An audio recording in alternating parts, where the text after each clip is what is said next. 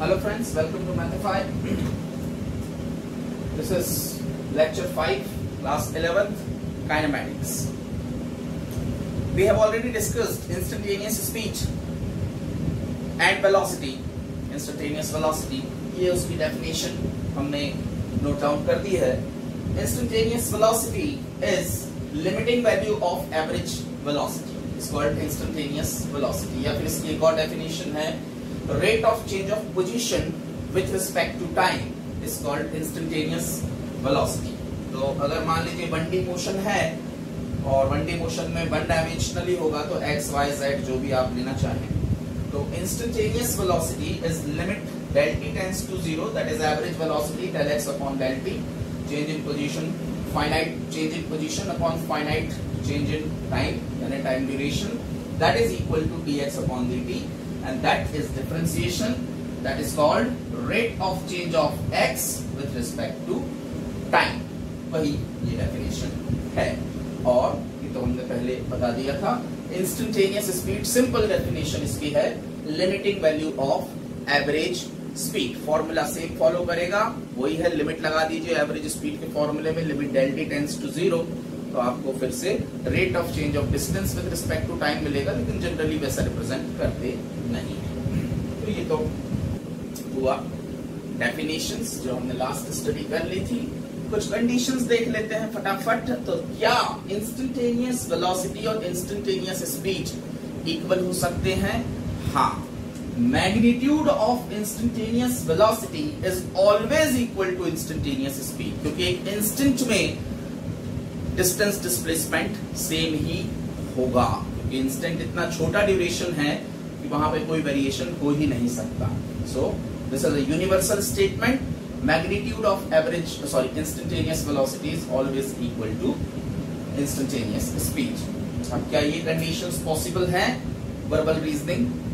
Is it possible? क्या किसी motion के दौरान instantaneous speed overall average speed से ज्यादा हो सकती है क्या, या कम हो सकती है क्या, या बराबर हो सकती है क्या? तीन कंडीशंस हो सकते हैं. एवरेज और इंस्टेंटेनियस को कंपेयर कर रहे हैं कि क्या पॉसिबल. तो मान लीजिए दोस्तों आप यहां से जबलपुर गए और 150 किलोमीटर 3 घंटे में आपने ट्रेवल कर लिया, तो आपकी एवरेज वेलोसिटी क्या रही? चलो स्पीड से ही ले लेते हैं. एवरेज स्पीड क्या रही? आपकी एवरेज स्पीड रही 50 किलोमीटर पर आवर. ठीक है. तो क्या कंटिन्यूअसली 50 से चले? नहीं, आपने कहा एवरेज है. तो क्या आपकी स्पीड बीच में कभी 50 से ऊपर हुई थी? हुई होगी. 70, 80, 100 तक गई होगी. क्या 50 से नीचे हुई थी? बिल्कुल हुई थी. भाई रुके थे चाय पानी के लिए, या कम से कम 50 से नीचे तो चलाए थे, ब्रेकर वेकर आए थे तो.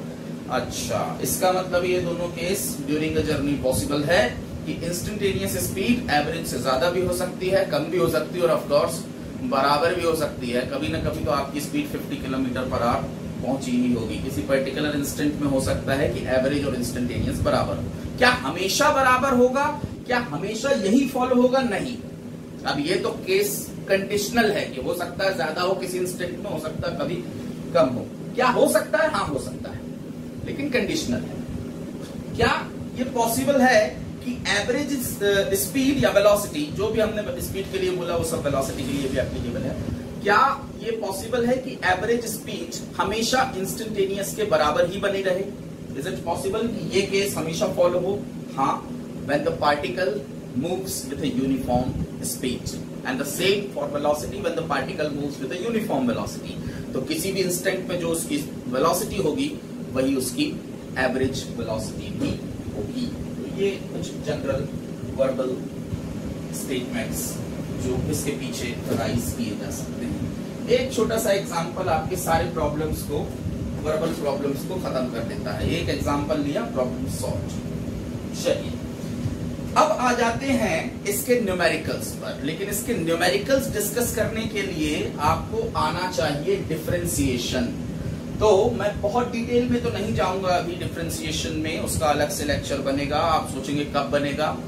तो भाई लेक्चर तो मैं पिछले 2 दिन से उसका बनाने की कोशिश कर रहा हूं, लेकिन यहाँ हमारे घर में हमारा 1 फेज कनेक्शन है. पावर सप्लाई 2-3 दिन से पागल करके रखी है. मेरे कम से कम 7-8 लेक्चर बर्बाद हो गए. लेक्चर लेता हूँ बीच में पावर चला जाता है. फिर 2 मिनट में आ जाता है, फिर चला जाता है। यही चकलदस चल रही है। तो हमेशा डर सा लगा रहता है कि कहीं पावर ही ना चल, पूरा बर्बाद हो जाता है लेक्चर। तो अभी 2-3 दिन से तो यही खेल चल रहा है, तो समय नहीं मिल रहा है। लेट नाइट या कभी भी जब मौका मिलता है तो लेक्चर बना के पूरा बन गया तो अपलोड कर रहा हूँ, इसलिए मैथ्स भी चालू नहीं कर पा रहा हूँ। तो है ये समस्या। अब देखो कब कैसा कब उसका पूरा सॉल्यूशन होता है, तो जब होगा तभी होगा, भगवान ही मालिक है। चलिए,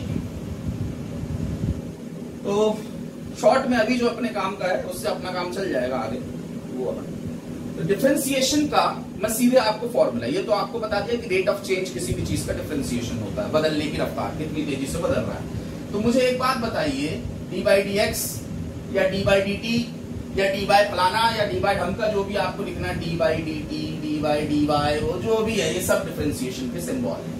with respect to x, with respect to time, with respect to y, whatever is there, जिसके रिस्पेक्ट में आप चेंज को ऑब्जर्व कर रहे हैं। जिस भी चीज में चेंज हो रहा है उसका डिफरेंशिएशन हो रहा है, जिसके रिस्पेक्ट में आप ऑब्जर्व कर रहे हैं वो विथ रिस्पेक्ट टू डिनोमिनेटर में जाता है। तो पहली बात, पहला सवाल, डी बाई डी टी ही ले लेता हूं या डी एक्स, कुछ भी ले सकते हैं, डी एक्स ले लेता हूं, ऑफ अ कांस्टेंट कितना होगा। कहने का मतलब what is the rate of change of constant with respect to position या टाइम, जो भी आप लेना चाहें, ये कितना होगा। 0, बदल ही नहीं रहा। कांस्टेंट का मतलब क्या होता है, जो बदले ही ना, तो काहे का जो बदल ही नहीं रहा उसका रेट ऑफ चेंज कितना है, उसके बदलने की रफ्तार क्या है, 0 अंडा, बदल ही नहीं रहा तो काहे की बदलने की रफ्तार। तो किसी भी कांस्टेंट का डिफरेंशिएशन किसी के भी रिस्पेक्ट में हमेशा 0 होता है, नंबर 1। अगर वो अकेला हो तो, अगर अकेला ना हो, मल्टीप्लाई में हो किसी के, तो फिर अलग बात है। या दूसरे शब्दों में, अभी आते चलो उस पर। अब फॉर्मूला, जो फॉर्मूला हम यूज करने वाले डिफरेंशिएशन का आगे, और यही फॉर्मूला भी फिलहाल में हमारे काम का है। Differentiation of x to the power n, it is a function with respect to x, यानी x के बदलने के साथ x to the power n के बदलने की रफ्तार क्या होगी। x कुछ भी हो सकता है, उसकी पावर n 1 2 3 4 10 कुछ भी हो सकती है, तो यूनिवर्सल स्टेटमेंट। तो इसका सीधे मैं आपको फॉर्मूला ही दे रहा हूं, वही इसका वो नहीं, तो n x to the power n minus 1। फिलहाल बस ये फॉर्मूला याद रखें, अपना काम हो जाएगा। Differentiation of x to the power n with respect to x is n, power सामने गया, x to the power n minus 1, एक पावर कम कर दीजिए, खत्म। हाँ, एक बात बता दो, differentiation of x to the power n with respect to other than x कुछ भी नहीं होना चाहिए। यहाँ t y x, मतलब x तो चलो t y v पे तो फलाना ढंगा कुछ भी नहीं, x to the power n का डिफरेंशिएशन x के रिस्पेक्ट में ही होगा, तब ये फॉर्मूला एप्लीकेबल है। अगर मैं इसको लिखता d by d t of t to the power n, ठीक है, अब भी चल जाएगा, t to the power n का t के रिस्पेक्ट में, तो n t to the power n minus 1। लेकिन अगर ये लिखूं तो d by d x of t to the power n, rate of change of t का फंक्शन है, x के रिस्पेक्ट में चेंज नहीं होगा, ये फॉर्मूला तब एप्लीकेबल नहीं होगा। या फिर यहां पर फंक्शन हमारा x का है, टाइम के रिस्पेक्ट में नहीं, आप इसे यूज नहीं कर सकते। इसके लिए आपको हायर डिफरेंस, ऐसा नहीं कि कर ही नहीं सकते, हायर ऑर्डर डिफरेंशिएशन में जाना होगा, जो इस समय हमें डिस्कस करने की जरूरत नहीं है। मैं बस इतना बताना चाह रहा था कि जिसका फंक्शन है x का, y का, t का, उसी के रिस्पेक्ट में डिफरेंशिएशन, ये तो कांस्टेंट है, पावर तो जो है वो है, फंक्शन जिसका है उसी के रिस्पेक्ट में डिफरेंशिएशन होगा। तो फॉर्मूला आपको एक बात पता चली कि भाई कांस्टेंट का डिफरेंशिएशन 0 होता है, रेट ऑफ चेंज 0 होता है। अगर d by d x of x to the power n करें तो वो होता है n x to the power n minus 1। जहां भी प्रॉब्लम आए ये लगा के खत्म करो, बस अभी तो यही करना है। अब एक और, d by d x of c into x to the power n, अगर ऐसा मिला, c यानी कोई भी कांस्टेंट, 1 2 3 4 10 व्हाटएवर, पाई ये वो फलाना, ठीक, कोई भी कांस्टेंट हो, c is a constant here, x to the power n अपना फंक्शन है, जो x बदलने के साथ, देखिए x के बदलने के साथ क्या c बदल रहा है, नहीं बदल रहा है, तो वो कांस्टेंट है। और x तो ये तो बदलेगा ही, x to the power n, x की वैल्यू 1 रखूंगा तो कुछ और आएगा, 2 रखूंगा तो कुछ और आएगा, 3 रखूंगा तो कुछ और, ये तो सीधी बात, ये वेरिएबल। तो कभी भी कांस्टेंट अगर इंडिविजुअल हो तो वो उसका डिफरेंशिएशन 0 होता है, लेकिन अगर कांस्टेंट फंक्शन के साथ मल्टीपल में हो तो वो डिफरेंशिएशन में पार्टिसिपेट नहीं करता, क्योंकि उसका तो कोई चेंज हो नहीं रहा है, वो बाहर आके बैठ जाता है। ये बाहर आके बैठ गया, अब आप अपना देखते रहो, जो भी फंक्शन है वो अपना डिफरेंशिएट होता रहेगा। कभी भी किसी भी उसमें जो भी कांस्टेंट है वो डिफरेंशिएशन में पार्टिसिपेट नहीं करेगा, वो बाहर आके बैठ जाएगा। फिर इसका डिफरेंशिएशन, तो इसका डिफरेंशिएशन तो आप जानते ही हैं, n(x⁻n-1), जो भी आंसर आएगा उसमें मल्टीप्लाई हो जाएगा। ये तीन बातें बस फिलहाल आपके काम की है। डिफरेंशिएशन रेट ऑफ चेंज होता है, पहली बात। दूसरी बात, कांस्टेंट का डिफरेंशिएशन 0, ये फॉर्मूला और ये स्टेटमेंट। इतना आपने कर लिया, फिलहाल अपना काम चल जाएगा। फिलहाल क्या, काइनेमेटिक्स तो गया, निकल जाएंगे काइनेमेटिक्स। कुछ क्वेश्चंस ले लेते हैं ताकि कुछ अपनी अंडरस्टैंडिंग आ जाए। आप सॉल्व करने की कोशिश करें, मैं तो करता हूं, आपको अंडरस्टैंडिंग आनी है। तो d/dx ऑफ x⁻10 का डिफरेंशिएशन, x⁻10 का डिफरेंशिएशन क्या होगा x के रिस्पेक्ट में?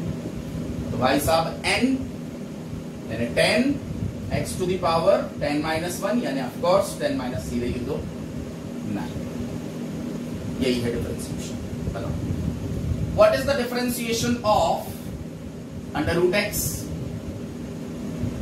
√x, तो भाई मुझे तो पावर चाहिए, √ का क्या करूं?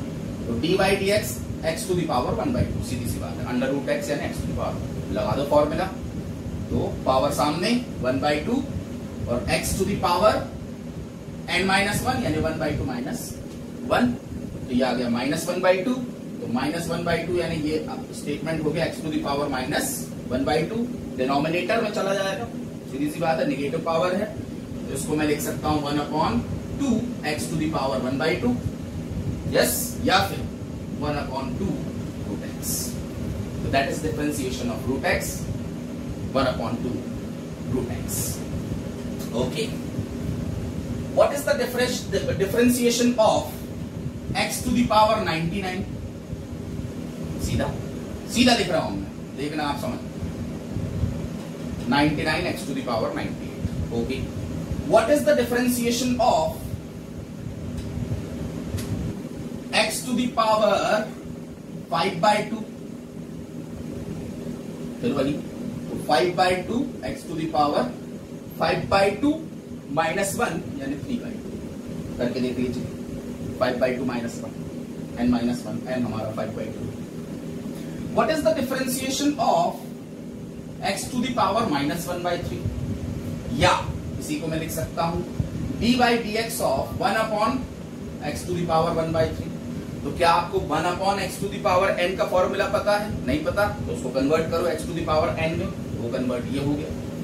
अब लगा दो फॉर्मूला, तो पावर सामने सिंबल के साथ जो भी है, -1/3 x⁻−1/3 -1 n-1, देख लीजिए कितना आता है, -1/3 और ये हो जाएगा -4/3, x⁻−4/3। अब चाहे तो आप इसको, वो तो गया आंसर वैसे, चाहे तो नीचे पटक दें, तो 1/3 x⁻4/3, that is the differentiation of x⁻−1/3। सीधे सीधे अब आप से मैं पूछ रहा हूं, आप अपने दिमाग में करते रहना, डिफरेंशिएशन d/dt ऑफ t⁻⁻5। बदल दिया फंक्शन, उससे कुछ नहीं होता, ठीक है। हाँ, अगर ये लिखता d/dx ऑफ t, तो ये नहीं, अभी ये नहीं कर सकते, ये संभव नहीं, ठीक है। d/dt ऑफ t⁻⁻5 -5 t⁻⁻6 -5 -1, ठीक है। d/dt ऑफ t⁻−9/4 कितना होगा? -9/4 t⁻−13/4। देख लीजिए आप, -9/4 -1 करके देख लीजिए, ठीक है। तो होप यू गॉट इट, मेरे ख्याल से समझ गए होंगे, इसलिए मैंने ढेर सारे आपको करके बता दिया वहीं की वहीं, ताकि आपको याद हो जाए। तो ऐसा करते हैं, अगर तुरंत आप दिमाग में, तो वहीं की वहीं कर लो, खत्म खेल करो। अब मान लीजिए मैं कहूं d/dx ऑफ 5x² का डिफरेंशिएशन क्या होगा? 5x², तो 5x² का डिफरेंशिएशन को 5 पार्टिसिपेट नहीं करेगा, डिफरेंशिएशन कांस्टेंट है, वो बाहर आके बैठ जाएगा। तो आप इसको लिख सकते हैं 5 d by d x of x square, बस तो एक्स स्क्वायर का डिफरेंशिएशन हो गया 2x to the power 2 minus 1 2x। Simple. अब इसे देख लीजिए, d by d x of 2x square plus 4x plus 1, इसका डिफरेंशिएशन क्या होगा? अब पूरा फंक्शन मेरा ये है 2x square plus 4x plus 1, तो आप वही कीजिए जो आप करते हैं, डिफरेंशिएशन को इंडिविजुअली डिस्ट्रीब्यूट कर दीजिए, तीनों को अलग अलग डिफरेंशिएट करके ऐड करते, मतलब डिफरेंशिएशन को अंदर डिस्ट्रीब्यूट कर दीजिए। तो ये हो जाएगा D by d x of 2x square plus D by d x of 4x plus D by d x of 1। 2 participate करेगा नहीं, अब मैं सीधे कर रहा हूं उसे, तो 2 तो बाहर आ गया। अब बताइए एक्स स्क्वायर का डिफरेंशिएशन होगा 2x, तो ये हो गया 2x प्लस 4 पार्टिसिपेट नहीं करेगा, बाहर आके बैठेगा, भूल जाओ उसको। x का डिफरेंशिएशन क्या होगा? x यानी यहां कर देता हूं d by d x of x to the power 1, तो x टू द पावर 1 का differentiation 1 x to the power 1 minus 1 यानी 0, तो ये हो गया 1, तो क्या ठीक है, x टू द पावर 0 यानी 1, तो x का डिफरेंशिएशन होता है 1। तो 4 का तो पार्टिसिपेट करेगा नहीं, बाहर आकर, और x का डिफरेंशिएशन होता है 1, तो 4 इंटू 1 प्लस 1 का डिफरेंशिएशन होता है 0, ओवरऑल हो गया 4x plus 4, that is the differentiation of this entire. Addition subtraction जो भी हो, अगर आपको मल्टीपल फंक्शंस का एडिशन या सब्ट्रैक्शन दिया है तो डिस्ट्रीब्यूशन कर दीजिए डिफरेंशिएशन का, सभी का इंडिविजुअल डिफरेंशिएशन कीजिए, और जो भी फंक्शन जैसा भी है वो ऐड सब्ट्रैक्ट तो खुद ही हो जाएगा, अपना वो करते रहिए। Hopefully you got the point. तो ये है डिफरेंशिएशन का तरीका। आपके पास इतनी एबिलिटी आ जानी चाहिए कि ऐसे 2x स्क्वायर देखा तो 2 को तो भूल ही जाइए, बाहर पटक दीजिए पहले ही, और तुरंत x स्क्वायर का डिफरेंशिएशन 2x होता है, ये तुरंत आपके दिमाग में चल जाना चाहिए, मतलब ये नहीं कि बाजू में उसको करते बैठना है, इतनी तो आपकी एक्यूरेसी होनी चाहिए। हाँ डिफिकल्ट है, x टू द पावर -5/2 है तो ठीक है, फिर वो आप करके देख लीजिए, तो लेकिन बाद में तो उसमें भी आपकी एफिशिएंसी बनती जानी चाहिए, तेजी से काम होना चाहिए। ठीक, होप यू गॉट इट। अब एक दो न्यूमेरिकल ले लेते हैं, ये लेक्चर पे शॉर्ट रख रहा हूं, 15-20 मिनट का ही बनेगा, क्योंकि मैं ये नहीं चाह रहा हूं कि मैं अब इस लेक्चर में एक्सेलरेशन इंट्रोड्यूस करूं। मैं चाहता हूं अभी आप अपने कुछ इस फॉर्मूले से थोड़ा कंफर्टेबल हो जाएं। दूसरे फॉर्मूले में डिफरेंशिएशन क्या आपको नहीं बता रहा हूं, है तो ढेरों फॉर्मूले, और इसके बाद और रूल भी है, चेन रूल है, फलाना, वो सब भी है, वो अभी मैं नहीं बता रहा हूं, क्योंकि अभी हमारा काम जिससे चल रहा है हम उसी से चलाएंगे। जबरदस्ती एडिशनल फॉर्मूले अभी नहीं पढ़ेंगे, डिफरेंशिएशन जब हम पढ़ेंगे तो पढ़ेंगे, मतलब मैथमेटिकल स्किल्स फॉर फिजिक्स में, ठीक है। अब एक न्यूमेरिकल ले लेते हैं, तो मान लीजिए x इज इक्वल टू दिया है 40 स्क्वायर माइनस 40 प्लस 1। मान लीजिए ये है किसी पार्टिकल के मोशन की इक्वेशन, सिर्फ x पोजीशन है, इसका मतलब 1D मोशन है, अगर 2D होता तो y और z पोजीशन भी होती, वेरिएशन होता उसमें, ठीक है। तो दैट इज द पोजीशन, और टाइम डिपेंडेंट पोजीशन है, इस तरह से टाइम पर डिपेंड कर रही है, इस इक्वेशन को फॉलो कर रही है। t इज इक्वल टू 1 रखो तो पोजीशन मिलती है, 2 रखो तो पोजीशन, 3 रखो तो पोजीशन, ऐसे आप t इज इक्वल टू 0.001 भी रखेंगे तो उस इंस्टेंट में भी पोजीशन ये आपको दे देगा। That is the formula, sorry that is the equation which is representing the instantaneous position of the object. अब मान लीजिए, आप इसको कुछ भी मान सकते हैं, मान लीजिए कॉमेट है, कॉमेट को ऑब्जर्व किया जा रहा है, उसकी इक्वेशन है, उसकी मैथमेटिक्स देखेंगे। अब अगर आपको ये बोला जाए कि बताइए t इज इक्वल टू 2 पर पार्टिकल की स्पीड क्या होगी, या t इज इक्वल टू 5.7 पर 5.7 सेकेंड पर पार्टिकल की स्पीड क्या होगी, या t is equal to 1 crore पे पार्टिकल की स्पीड क्या होगी, 1 करोड़ साल बाद क्या होगी, 5000 करोड़ साल बाद क्या होगी, या 0.3 सेकेंड के बाद क्या होगी, तो ये सब कुछ बता देगा आपको। लेकिन उसके लिए ये तो पोजीशन का फॉर्मूला है, इंस्टेंटेनियस स्पीड या वेलोसिटी आपसे पूछी जा रही है। वेलोसिटी को जो है स्पीड एक ही बात है, क्योंकि इंस्टेंटेनियस दोनों सेम होता है मैग्नीट्यूड में। ठीक है। तो अब हम सबसे पहले निकालेंगे VI, VI यानी इंस्टेंटेनियस स्पीड या velocity. So VI is dx upon dt, rate of change of position with respect to time. Value रख दें dx की, सॉरी x की, तो d by dt of x की वैल्यू ये है, तो 4t square minus 4t plus 1,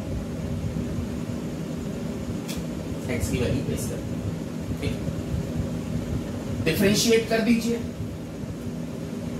तो डिस्ट्रीब्यूट कर दिया, एक बार मैं पूरा करके बता दे रहा हूं आपको, फिर आपको 4t स्क्वायर माइनस इसका डिफरेंशिएशन, तो d by d t of 4t plus 1 का d by d t of 1।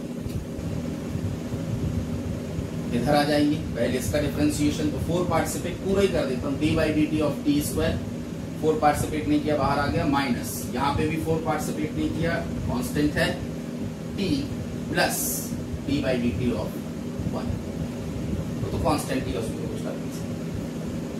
t square का differentiation n t to the power n minus 1, ये है फॉर्मूला। x बोलो t बोलो कुछ भी बोलो, तो n यानी 2 सामने, t to the power 2 minus 1 यानी 1, तो 4 इंटू 2t, ये हो गया 2t, ठीक है। ये कितना हुआ, तो ये तो अब भी निकाले हमने, t का differentiation with respect to t क्या होता है 1, प्लस कांस्टेंट का डिफरेंशिएशन 0, यानी आ गया 8t minus 4। This is the formula for instantaneous speed और इंस्टेंटेनियस वेलोसिटी। आप अब यहां पे इंस्टेंट रख दीजिए, आपको उस इंस्टेंट में स्पीड या वेलोसिटी मिल जाएगी। इंस्टेंटेनियस में दोनों बराबर है, एवरेज होता तो फिर हम थोड़ा देखते कि भाई डायरेक्शन तो नहीं बदल रही। इंस्टेंटेनियस में स्पीड वेलोसिटी बराबर होती है। जैसे t इज इक्वल टू 0 पर पार्टिकल की स्पीड क्या है, तो -5 मीटर पर सेकेंड। अब ऑफ कोर्स आप कहेंगे कि ये तो गलत हो गया, क्योंकि इंस्टेंटेनियस स्पीड कभी नेगेटिव नहीं हो सकती, यानी मोर स्पेसिफिक ये फॉर्मूला एक्चुअल में इंस्टेंटेनियस वेलोसिटी पर है। एक्चुअली पोजीशन है, इसका मतलब इंस्टेंटेनियस वेलोसिटी भी है पोजीशन, ठीक है। लेकिन अगर वन डायमेंशनल यूनिडायरेक्शनल मोशन है तो स्पीड वेलोसिटी सेम होती है, ये आप जानते ही हैं। इन जनरल स्पीड और वेलोसिटी इंस्टेंटेनियसली सेम होती है, लेकिन अगर स्पीड आपके फॉर्मूले में नेगेटिव आ रही है तो मतलब फिर वहां तो वो स्पीड है ही नहीं, क्योंकि स्पीड तो कभी नेगेटिव हो ही नहीं सकती। तो जो नेगेटिव आया है वो ऑफकोर्स वेलोसिटी है, तो यहाँ पे स्पीड वेलोसिटी इक्वल नहीं है। मेरे ख्याल से आप समझ गए होंगे मैं क्या कह रहा हूँ, ठीक है। तो t इज इक्वल टू 0 पर पार्टिकल की वेलोसिटी क्या है, तो t इज इक्वल टू 0 पर पार्टिकल की वेलोसिटी है -4 मीटर पर सेकेंड, यानी पार्टिकल नेगेटिव डायरेक्शन में, जो भी नेगेटिव डायरेक्शन है, अगर ये पॉजिटिव डायरेक्शन है तो ये नेगेटिव डायरेक्शन है, तो नेगेटिव डायरेक्शन में -4 मीटर पर सेकेंड से t इज इक्वल टू 0 पर चलता दिखा। t इज इक्वल टू 1 पर पार्टिकल की स्पीड या वेलोसिटी क्या है, वेलोसिटी पर ही स्टिक करते हैं क्योंकि स्पेसिफिकली वेलोसिटी को ही रिप्रेजेंट, ठीक है। t इज इक्वल टू 1 पर देखे तो देखा +4 मीटर पर सेकेंड। अब यहाँ पे आप स्पीड वेलोसिटी दोनों बोल सकते हैं, इक्वल है, ठीक है, लेकिन मैं वेलोसिटी ही बोल रहा हूँ। +4 metre per second t is equal to 1 पर। t इज इक्वल टू 2 पर तो देख लीजिए 16 -4 यानी 12 metre per second. t is equal to 0.007 पर तो रख दीजिए, मिल जाएगी। जहां जिस इंस्टेंट में चाहें, ये उस इंस्टेंट में आपको पार्टिकल की इंस्टेंटेनियस वेलोसिटी या स्पीड, अगर नेगेटिव नहीं आई तो स्पीड भी बोल सकते हैं, दे देगी। Okay got it. और ये आपको किसी भी इंस्टेंट में पार्टिकल की पोजीशन दे देगा। तो जब भी आपको एक पर्टिकुलर इस तरह की पोजीशन, टाइम डिपेंडेंट पोजीशन देता है और बोलता है कि इंस्टेंटेनियस स्पीड का फॉर्मूला निकालिए या इंस्टेंटेनियस वेलोसिटी का, तो आपको कुछ नहीं करना है, जो हमारा डिफरेंशिएशन हम जानते हैं, instantaneous velocity is rate of change of position, बस ये निकाल लीजिए। स्पेसिफिकली ये वेलोसिटी ही है, मैं फिर से बता दूं, क्योंकि पोजीशन वेलोसिटी के लिए ही टर्म है, इसलिए मैंने कहा था rate of change of distance with respect to time instantaneous speed के लिए यूज मत कीजिए ये, क्योंकि डिस्टेंस की इक्वेशन जनरली नहीं देता, पोजीशन की ही इक्वेशन देता है, ठीक है। लेकिन अगर वेलोसिटी आपकी इंस्टेंटेनियसली पॉजिटिव आ रही है तो आप उसको इंस्टेंटेनियस स्पीड भी कह सकते हैं। हाँ, अगर नेगेटिव आई तो आप उसे इंस्टेंटेनियस स्पीड कह सकते हैं, लेकिन माइनस मत लगाना। Magnitude of velocity is equal to instantaneous speed. तो अगर हम यहां पे कहेंगे t इज इक्वल टू 0 पर पार्टिकल की वेलोसिटी क्या थी, तो आप कहेंगे -4, और स्पीड क्या थी तो आप कहेंगे +4 मीटर पर सेकेंड। स्पीड में डायरेक्शन, क्योंकि मैग्नीट्यूड में तो दोनों हमेशा सेम ही रहेंगे, डायरेक्शन में ऑफ कोर्स स्पीड का कोई लेना देना है।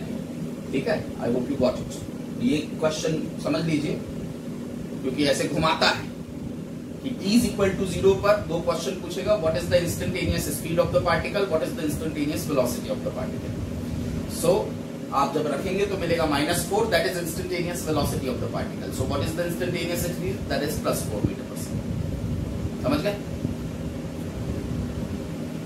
ये है प्रोसेस। किसी भी इंस्टेंट में आपको एक और ले लेते हैं इसी तरह के क्वेश्चन इसमें आते हैं। अब मैं न्यूमेरिक लेता हूं प्रॉपर। तो x इज इक्वल टू मैं ले लेता हूं 4t³ माइनस 5t प्लस 1, ये ले लेता हूं। क्वेश्चन है what is instantaneous speed at t is equal to 2 second, 4 second, t is equal to 2 second और t इज इक्वल टू 4। दो क्वेश्चन ले रहा हूं। What is the instantaneous velocity and speed of the particle at t is equal to 2 second and at t is equal to 4 second? ये दोनों अलग अलग बात है। अब ये नहीं कि ये एक ही क्वेश्चन में दोनों पूछे, ये मैंने दो ले लिया इंस्टेंट, दो वैल्यूज निकाल ली थी एक क्वेश्चन से। तो सबसे पहले vi इज इक्वल टू होता है dx अपॉन dt। अब मैं सीधे डायरेक्ट आ रहा हूं, डिफरेंशिएशन डिस्ट्रीब्यूट होगा तो इसका डिफरेंशिएशन क्या होगा, तो मैं सीधे लिख रहा हूं, देख लीजिए। इसका डिफरेंशिएशन होगा 12t² माइनस 5 और इसका हो गया 0, यानी कि vi हो गया 12t² माइनस 5। चलिए आ गया। अब जो इंस्टेंट बोला है वो इंस्टेंट रख दो, आपको इंस्टेंटेनियस स्पीड मिल जाएगी। तो vi at t is equal to 2 कितना है, तो 2 रख दो, तो 2 का स्क्वायर हो गया 4, 48 यानी 43 मीटर पर second. That is instantaneous velocity at t is equal to 2 second. And what is the instantaneous speed? Same. Now what is instantaneous velocity at t is equal to 4 second? दूसरा question था 4 second पर instantaneous velocity क्या होगी। तो of course यहाँ पे t की जगह पर 4 रख दीजिए, इंस्टेंट t की वैल्यू यहाँ पर रख दीजिए। तो t की जगह 4 रखेंगे तो हो जाएगा 12 इंटू 4 का स्क्वायर यानी 16 माइनस 5। कैलकुलेट करके देख लीजिए जो भी आंसर आएगा, 160 इंटू 36 प्लस 36, 160 प्लस 36 196 माइनस 5 यानी 191 मीटर पर सेकंड। ये होगी इंस्टेंटेनियस वेलोसिटी। अब मैं क्वेश्चन थोड़ा चेंज करता हूं, सेम इक्वेशन यूज, इक्वेशन यही करते क्योंकि इक्वेशन तो ले देखे। अभी मैंने आपको सीधे t दिया था कि भैया इस इंस्टेंट पे बताइए इंस्टेंटेनियस स्पीड क्या होगी, इस इंस्टेंट पे बताइए क्या होगी। अब मैं आपको सीधे नहीं दूंगा, कंडीशन दूंगा। बताना इंस्टेंटेनियस स्पीड या वेलोसिटी ही है, लेकिन कंडीशनल। अभी सीधी सी बात है, इसको भी हटा दूंगा। सीधी सी बात है, ये है मेरा फॉर्मूला इंस्टेंटेनियस वेलोसिटी का। सीधा है, t देगा तो v पूछेगा और अगर v देगा तो t पूछेगा, बात सीधी सी कहानी। लेकिन एक और इक्वेशन आपके हाथ में है, वो ये है। तो t देने के लिए उसके पास दो ऑप्शंस अवेलेबल है, ठीक है, दो नहीं एक ही ऑप्शन अवेलेबल है। फिर यहाँ पे फिर t दे देगा तो फिर b ही पूछेगा, सीधी सी बात। तो चलिए मैं एक ऑप्शन का यूज करता हूं, मैं पूरा न्यूमेरिकल सॉल्व नहीं करूंगा, सिर्फ आपको एक ऑप्शन बता रहा हूं कैसे इसको करना। What is the instantaneous velocity of the particle when the position of the particle is 0? यानी the particle is at the origin. उस इंस्टेंट में पार्टिकल की इंस्टेंटेनियस वेलोसिटी क्या है जब पार्टिकल ओरिजिन पर है, यानी x is equal to 0। तो सीधी सी बात है, अब क्या कह रहा है वो कि भैया पहले तो आप ये निकालिए कि किस इंस्टेंट में x 0 पर होगा, और उसके बाद वो इंस्टेंट मिल गया तो वो इसको यहां रख के फिर बता दीजिए। तो ये इक्वेशन तो अपने को थोड़ा हैवी पड़ जाएगी कैलकुलेट करने में। चलो एक और इक्वेशन ले लेते हैं, सिंपल वाली ले लेते हैं, क्योंकि सिंपल ही देगा, ज्यादा कॉम्प्लिकेटेड अभी तो करेंगे तो उसमें ही फंस जाएंगे दूसरी कहानी में। तो x इक्वल टू ले लेता हूं 4t² minus plus 4t, 2t, 4t² plus 2t।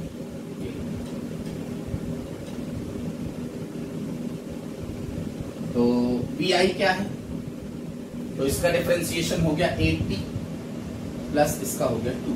सीधे कर रहा हूं, आपको अगर नहीं जम रहा है फिर से डिफरेंशिएशन की कॉन्सेप्ट आपको डायरेक्ट अप्लाई करने की जरूरत नहीं, आप सिस्टमैटिक ऑर्डर में कीजिए, जब आपके दिमाग कहेगा कि आप डायरेक्ट जा सकते हो डायरेक्ट, लेकिन ये स्थिति आनी चाहिए आप तुरंत आपको आंसर। हाँ चलिए, क्वेश्चन पूछ रहा है what is the instantaneous velocity of the particle when the particle is at origin. तो यानी दिया है मुझे कि जब x इज इक्वल टू 0 है तो किस इंस्टेंट में 0 है वो निकालो और फिर उसको यहां रखकर देखा बताओ कि उस समय पार्टिकल की स्पीड क्या है। तो चलिए x की वैल्यू 0 प्लेस कर दें, तो इज इक्वल टू 0 कर दें, conditional 0 is equal to 4t² plus 2t, 2 common निकल के गया, इसका मतलब 2t² plus t is equal to 0, उसको इधर ट्रांसफर करें तो 2t² is equal to minus t, t से एक t कैंसिल, तो यहां बचा 1, यानी t is equal to minus 1/2 second. तो किस इंस्टेंट पर पार्टिकल ओरिजिन पर होगा, तो दो कंडीशन में पार्टिकल, या फिर ऐसे भी लिख सकते हैं इसको, दूसरे कंडीशन से ज्यादा बेहतर समझ आएगा। t कॉमन 2t प्लस 1 बचा, अब ये दो बन गई आपके पास कंडीशन। तो ये टर्म 0 कब होगा, दो कंडीशन में, तब या तो t इज इक्वल टू 0 हो, ये 0 हो जाए तो ये पूरा टर्म 0 हो जाएगा, और या फिर ये टर्म 0 हो, t 0 ना हो तो ये 0 हो, तो 0 मल्टीप्लाइड बाय समथिंग इज 0, तो ये 0 हो तो मतलब 2t plus 1 must be equal to 0, यानी t is equal to minus 1/2 second. तो या तो वो पार्टिकल 0 पर कब होगा, t इज इक्वल टू 0 पर होगा, ओरिजिन पर होगा, और या फिर t is equal to minus 1/2 second पर होगा। ये तो टाइम में पॉसिबल नहीं है, यानी कि सिर्फ वो एक ही बार 0 पर होगा, t इज इक्वल टू 0 पर। किस इंस्टेंट में 0 पर है, तो वो हमने निकाल लिया, हमें दिया है t इज इक्वल टू 0 पर इंस्टेंटेनियस वेलोसिटी निकालना है, तो रख दीजिए i.e. 2 metre per second. Hope you got it. Instant सीधे ना देकर कंडीशनल दिया। एक और ले ले, मान लीजिए अब मैं इसको कर देता हूं नेगेटिव, ये माइनस कर दिया, फिर वही question, eight which what is the instantaneous velocity of the particle when the particle is at origin, यानी x इज इक्वल टू 0 जब है तो वो किस इंस्टेंट में है, वो इंस्टेंट निकाल के यहां पर रखिए। चलिए कंडीशन के अकॉर्डिंग कर देते हैं। तो हम कह रहे हैं, हमें कह रहा है कि 4t² minus 2t is equal to 0, फिर से 2 तो कॉमन निकल के कैंसिल हो गया, यानी क्या बचा अंदर, 2t² minus t is equal to 0, ठीक है। तो t कॉमन, t बाहर निकल गया, 2t minus 1 is equal to 0, यानी दो कंडीशन में 0 मिल सकता है। पहली condition number 1, t is equal to 0, t is equal to 0 पर पार्टिकल 0 पर होगा, रख कर देख लीजिए 0 पर आएगा ओरिजिन पर। दूसरी condition 2t minus 1 must be equal to 0, that implies t must be equal to 1/2 second. यानी दो ऐसे इंस्टेंट आपको मिल रहे हैं जब पार्टिकल ओरिजिन पर है, और उस पर बोला इंस्टेंटेनियस वेलोसिटी निकालिए जब पार्टिकल ओरिजिन पर है। तो हमें तो नहीं पता वो कौन से इंस्टेंट की बात कर रहा है, वो t इज इक्वल टू 0 की बात कर रहा है या इसकी बात कर रहा है, तो हम दोनों के लिए निकालेंगे। तो पहले हम बताएंगे कि पार्टिकल दो इंस्टेंट में 0 पर होगा, ओरिजिन पर होगा। पहला इंस्टेंट है जब t इज इक्वल टू 0 है, तो instantaneous velocity at t is equal to 0 निकाल लें। t इज इक्वल टू 0 पर इंस्टेंटेनियस वेलोसिटी आपकी आ गई 2 मीटर पर सेकेंड। दूसरा इंस्टेंट जब वो 0 पर होगा पार्टिकल, जो गिवन कंडीशन है वो होगा t इज इक्वल टू 1/2 पर। तो चलिए 1/2 रखें तो वो गया 4 + 2 यानी 6 मीटर पर सेकेंड। तो ऐसे दो इंस्टेंट होंगे, तो दोनों इंस्टेंट में अलग अलग आपने इंस्टेंटेनियस वेलोसिटी बता दी। Hope you got it.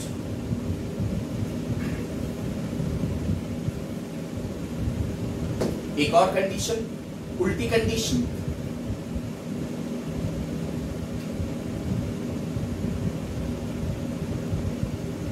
जिस इंस्टेंट में, सेम क्वेश्चन है, कंडीशन उल्टी कर रहा हूं। What is the position of the particle?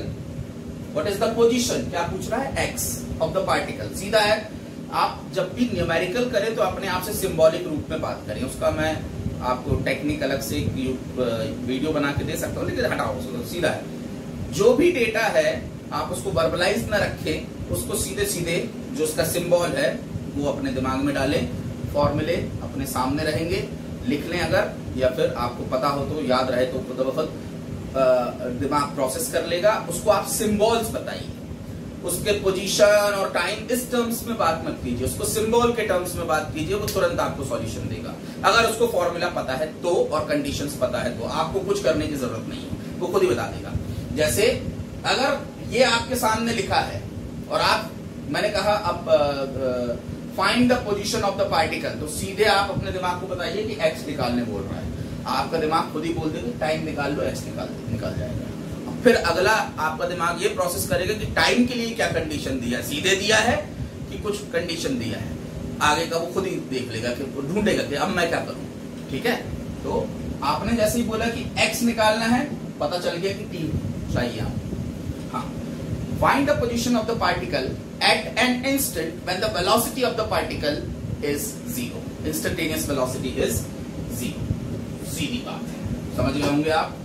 क्या निकालना है? x, और दिया क्या है? vi। vi की हेल्प से क्या निकलेगा? t। t की वैल्यू यहां रख दीजिए, मिल जाएगी। चलिए देख लें, तो 0 यही दिया है, दैट इज 8t + 2। इस इक्वेशन का अकॉर्डिंग -2, सॉरी इससे पहले भी जो गड़बड़ हुई उसमें करेक्शन कर लेना। -2 था, अपन ने +2 से शायद कर डाली, जो भी है, अगर नहीं भी वो -2। 8t -2, तो t = 1/4 पर पार्टिकल की वेलोसिटी इंस्टेंटेनियसली 0 होगी। बस ये वैल्यू उठाकर यहाँ प्लेस कर दीजिए, आपको पता चल जाएगा कि इस इंस्टेंट में पार्टिकल की पोजीशन क्या है। तो 4 × 1/4 स्क्वायर, 1/4 स्क्वायर -2 × 1/4, whatever जो भी value I, that is the position of the particle, that could be positive, could be negative, position could be। तो इस तरह से कोई भी कंडीशन, ये मैंने आपको 0 दिया, ऐसे ही बोल सकता था what is the position of the particle at an instant when the velocity is 2 meter per second, 10 meter per second। उल्टा, what is the velocity of the particle, instantaneous of course, when the position of the particle is फलाना ढंग का। तो x देके t निकालो, t से, समझ गए। जो भी है आप सिंबल्स के फॉर्म में अपने आप को जब वर्बलाइज करते हैं तो उस वर्बलाइजेशन से इंफॉर्मेशन कलेक्ट कीजिए। डेटा मेरे काम का क्या है, उस डेटा को सिंबल के फॉर्म में अपने आप को दीजिए और फॉर्मूले से एसोसिएट कीजिए, आपको रास्ते मिलने लगेंगे। खुद ब खुद दिमाग खुद करता है, आपको कुछ नहीं करना है। बस आप उस डेटा को सिंबल्स के फॉर्म में अपने आप को दीजिए, देखिए आपको कैसे नहीं आपको न्यूमेरिकल बनता। और दूसरी जो क्वालिटी आपकी होनी चाहिए, इसे कहते हैं डेटा प्रोसेसिंग क्वालिटी होनी चाहिए आपके पास, कि डेटा प्रोसेस करना आना चाहिए कि भाई ये मेरे काम का। कहानी तो वो लंबी बोलेगा, लेकिन आपके काम का, और उसको सिंबल के फॉर्म में आप कैसे रख सकते हैं। अभी एक एग्जांपल मैंने दिया, when the position of the particle is, अरे when the position of the particle वो ठीक है, position of the particle x है, यानी when the x is s at an instant यानी t। सीधे दिमाग से ऐसे बात कीजिए, t x v फलाना, और फॉर्मूले के साथ एसोसिएट कीजिए। 100% आपकी 80% प्रॉब्लम्स सॉल्व हो जाएंगी अगर आपने डेटा प्रोसेसिंग करना सीख ली तो। जितने बोलते न्यूमेरिकल नहीं बनते, उनकी यही प्रॉब्लम, वो डेटा प्रोसेस ही नहीं कर पाते प्रॉब्लम। और दूसरी एबिलिटी आपके पास होनी चाहिए इक्वेशन बिल्डिंग। जो कंडीशन दिया है उससे इक्वेशन बनाते आनी चाहिए, apart from concept of course. अगर आपको पहले बात कॉन्सेप्ट पता है, दूसरी बात डेटा प्रोसेसिंग आप जानते हैं, और तीसरी बात इक्वेशन बिल्डिंग अगर आप जानते हैं, तो आप मैक्सिमम प्रॉब्लम्स से आसानी से डील कर लेंगे।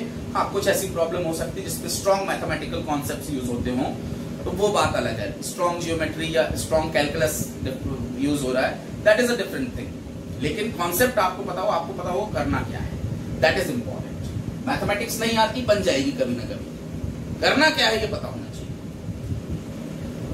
तो ये भी हम धीरे धीरे सीखेंगे, इसे न्यूमेरिकल स्किल्स कहते हैं, ये भी डेवलप करेंगे। तो वहीं की वहीं आप देख सकते हैं, एक ही क्वेश्चन को पकड़ के कितने वेरिएशंस किए जा सकते हैं, आप खुद ही सोच लो क्या क्या कर सकता है टी देने के लिए।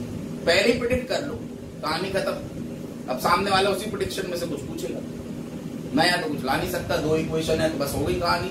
एक्स दे के टी को बी में रखो, या बी दे के टी तो टी को एक्स में रखो, सीधा है।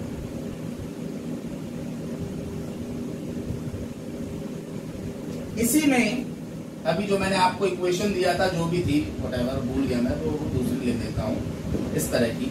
इसमें अगर इंस्टेंटेनियस पूछा तो आप पहले BI निकालेंगे, जो फिलहाल आएगा 10t-4, और फिर इंस्टेंट। लेकिन अगर एवरेज पूछा कि what is the average velocity between t is equal to 0 to t is equal to 2, 0 से 2 के बीच में एवरेज वेलोसिटी क्या, तो इंस्टेंटेनियस नहीं निकालना है।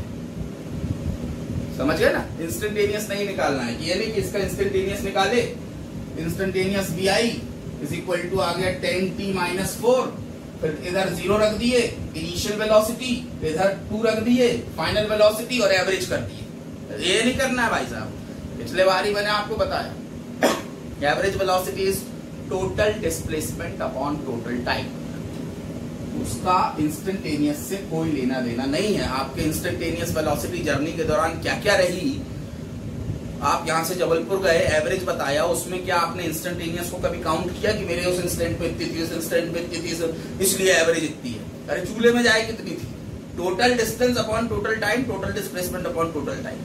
तो आपको अगर एवरेज पूछा तो आपका फोकस होना डिस्प्लेसमेंट पे, कि भैया t इज इक्वल टू 2 पर पार्टिकल की 0 पर क्या है, पार्टिकल की पोजीशन 0, और t इज इक्वल टू 2 पर पार्टिकल की पोजीशन क्या है, तो हो गया 20 माइनस 8 यानी 12, final position minus initial position हो गया 12, टाइम लगा 2 सेकेंड, यानी एवरेज वेलोसिटी आई 6 मीटर पर सेकेंड। और एवरेज स्पीड भी वही है मैग्नीट्यूड में, क्योंकि वन डायमेंशनल मोशन है, वन डायमेंशनल यूनिडायरेक्शनल, यूनिडायरेक्शनल है या नहीं ये अभी चेक नहीं किए। अगर चेक हो गया कि हाँ यूनिडायरेक्शनल है इस ड्यूरेशन में, तो फिर वही एवरेज स्पीड है, वही एवरेज वेलोसिटी है। ये बहुत जनरल क्वेश्चंस हैं, बस यही है इंस्टेंटेनियस। ऐसे ही देगा आपको, एक पार्टिकल की पोजीशन की इक्वेशन देगा और इंस्टेंट की या तो कंडीशन देगा कि ऐसे करके इंस्टेंट निकाल के फिर निकालो, और या फिर सीधे इंस्टेंट देके बोलेगा इंस्टेंटेनियस स्पीड बताओ।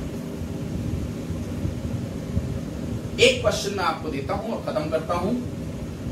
मान लीजिए किसी पार्टिकल की पोजीशन दे रहा है a sin omega t, a sin omega t, जिसमें a और ओमेगा कांस्टेंट है, यानी जैसे जैसे इंस्टेंट बदलेगा वैसे वैसे पार्टिकल की पोजीशन बदलेगी। अलग अलग t के लिए इसकी वैल्यू अलग अलग होगी, तो सीधी सी बात है पार्टिकल की पोजीशन भी अलग अलग होगी। आपको बताना है इस इक्वेशन के according, eight which instant for what value of t, eight which instant x is maximum, किस इंस्टेंट पर पार्टिकल की पोजीशन मैक्सिमम होगी। अब वो मैक्सिमम क्या होगी और कब होगी, ये आप विचार कीजिए। अब देखिए यहां पर भी अगर मैं सवाल बनाना चाहूं, a कांस्टेंट ओमेगा कांस्टेंट, तो बस दो ही बचे, एक तो अब t दूंगा तो x पूछूंगा और x दूंगा तो t पूछूंगा।